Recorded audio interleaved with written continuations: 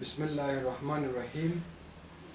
زه ډاکټر احمد شاهد د ماشومانو د داخله ناروغیو متخصص غواړم د ویټامین ډي په باره کې یو لنډ معلومات ستاسو حضور ته وړاندې کړم. ویټامین ډي یو فټ سولوبل ویټامین ده، یعنی په شحم کې منحل ویټامین ده چې د انسان بدن لپاره له ډېرو مهمو ویټامینونو له جملې څخه شمیرل کیږي. د انسان بدن ویټامین ډي په طبیعي شکل هم جوړوي، خو چې کله د انسان بدن د مرګ شعاع سره مخامخ شي نو ویټامین ډي انسان بدن جوړوي او په فعالیت شروع کوي. همدارنګه ویټامین ډي مونږ کولی شو په غذایي موادو کې هم روزمره ډول واخلو.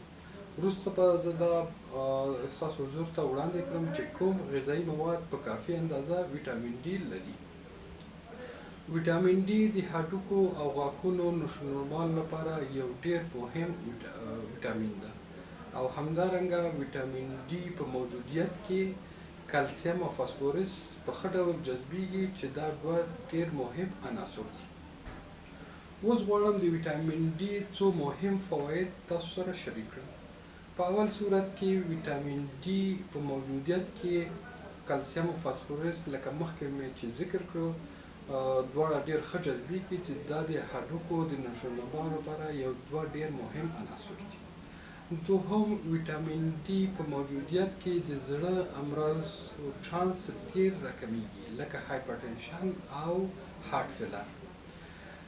ویټامین ډي د تنفسي امراضو شدت راکموي لکه فلو یا زکام، کووید 19 او نور تنفسي امراض. نو موږ باید هغه کسان چې د تنفسي امراض ولري نو موږ باید ویټامین ډي ورته توصیه کړو.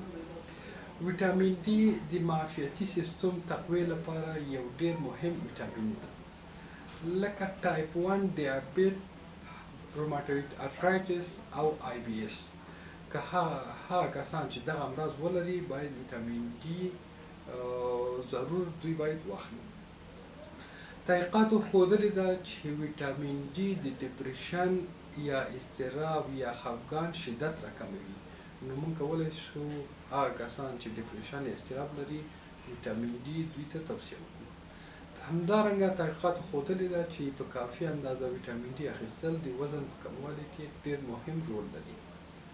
او بل مهم فایده یې هغه د عصبي سیستم د تقویه لپاره ویټامین ډي ډېر ضروري ده.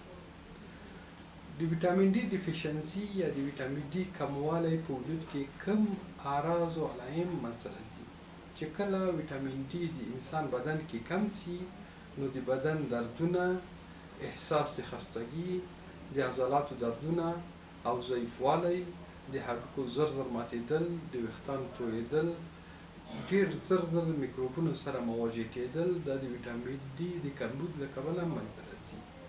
هغه مهم منابع چې ویټامین ډي پکې موجود دي هغه ماهي ده، هګۍ دي، شیدې دي، مستې دي، جگر، سمارق یا مرخیړي او اورنج جوس یا د مالټې جوس چې دا د ویټامین ډي د مهم منابعو له جملې څخه شمیرل کیږي.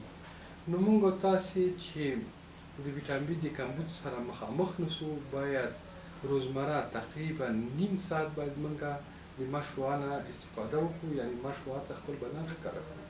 او همدارنګه هغه غذایي مواد چې او په کافي اندازه ویټامین ډي لري باید موږ روزمره ډول واخلو تر څو د ویټامین ډي د کمبود